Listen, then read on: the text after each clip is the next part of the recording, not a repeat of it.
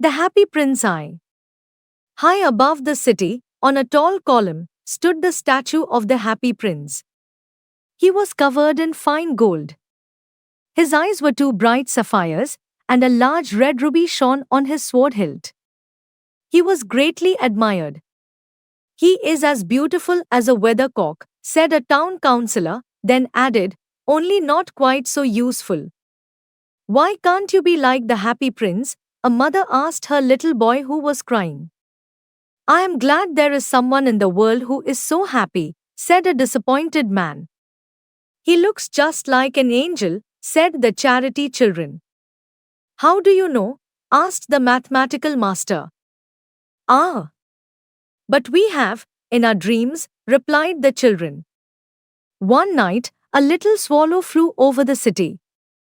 His friends had gone to Egypt, but he stayed behind because he loved a beautiful reed. He had met her in spring and admired her slim, graceful form. Shall I love you? Asked the swallow, and the reed bowed. He flew around her all summer. The other swallows said, it is a stupid attachment. She has no money and too many relations. In autumn, his friends flew away, and he began to feel lonely.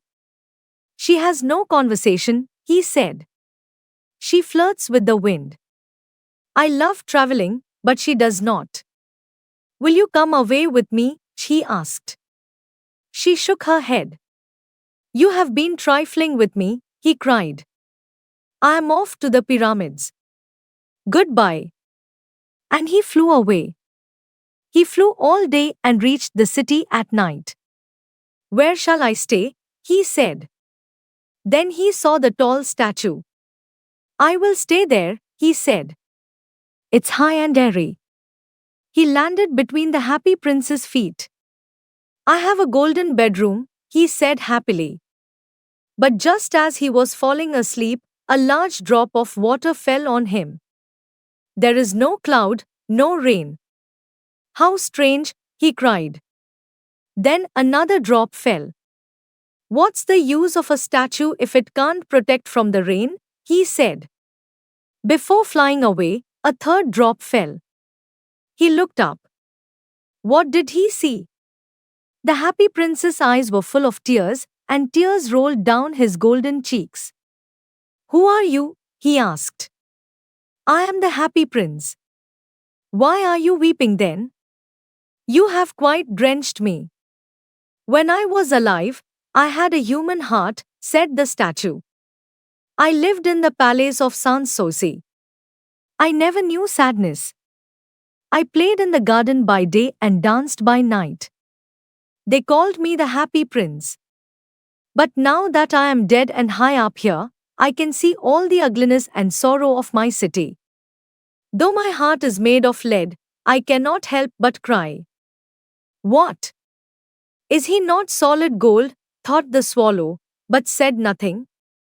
Far away in a small house, the statue continued, I see a woman with rough, red hands, sewing a sateen dress. Her little boy lies sick with fever, asking for oranges. She has only river water. Swallow, swallow, little swallow, will you not bring her the ruby from my sword hilt? My feet are tied, I cannot move. My friends are waiting for me, said the swallow. They are flying up and down the Nile. Soon they will rest in the tomb of the great king. Swallow, swallow, little swallow, said the prince, will you not stay one night and be my messenger? The boy is thirsty, and the mother is so sad. I don't think I like boys, replied the swallow. Last summer, 2 boys threw stones at me. They missed, of course, but it was rude. But the prince looked so sad that the swallow felt sorry.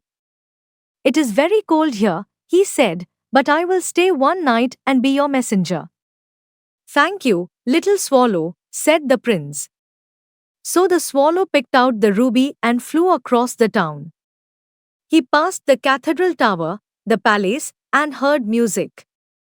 A girl said, I hope my dress will be ready in time for the state ball. The seamstresses are so slow. He flew over the river and the poor house.